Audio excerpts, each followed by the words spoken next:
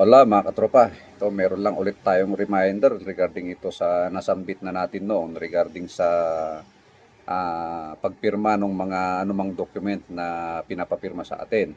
Nasabi ko na noon na you have to read and understand the document before you sign. Hindi yung nakapirma ka na, saka ka magpapakonsulta sa abogado pag meron ng problema.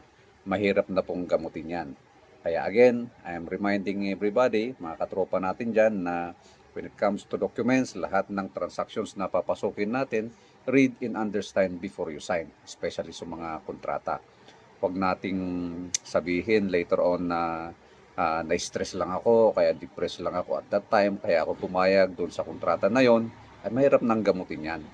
Pag ganun din lang na-stress ka, depressed ka, o kaya hindi mo talaga feel para pirmahan yan, then don't sign the document.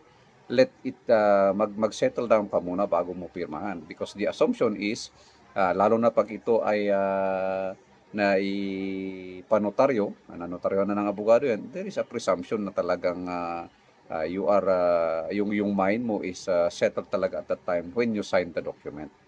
Kaya again, emphasize natin, read and understand the document.